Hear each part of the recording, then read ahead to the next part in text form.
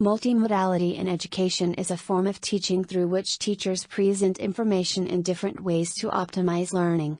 Two of the common media instructors use to bring multimodal learning into a classroom are videos and presentations software. When these presentations and videos include an assortment of text, graphics, and audio, they are called multimedia. Richard E. Meyer's cognitive theory of multimedia learning, CTML, provides a framework that has led to recommendations for best practices for creating or selecting multimedia for educational purposes. The goal is to create or select multimedia that does not overload the learner. When a learner is overloaded in terms of information input into the brain, there is a higher risk that important information may not be retained and the learner would need that information repeated. The theory of cognitive load is a subtheory upon which is built CTML. Another theory that Meyer built upon to create CTML is Pavio's dual coding theory and Baddeley's model of working memory. The dual coding of memory states we process information primarily through auditory and visual channels, the eyes and ears, assuming no hearing or visual disabilities.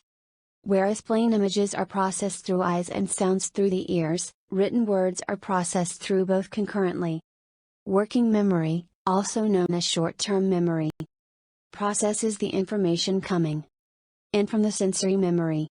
Working memory selects which information it thinks is important to pass on to long-term memory and discards the rest. It organizes sounds and images into verbal and visual models and uses prior knowledge held in long-term memory for integration. Based on what you may know already in this brief description, what do you think are some suggestions for best practice? What do you think are some criticisms? How do you think the cognitive theory of multimedia learning applies to disabled learners?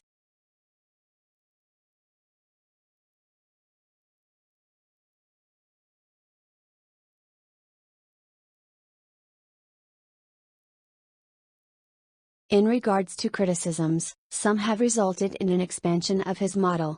For instance, one critique was that his model did not take into account motivation and metacognition. His response to that critique led to generative processing. Generative processing refers to cognitive processing aimed at making sense of the presented material and is caused by the learner's motivation to learn.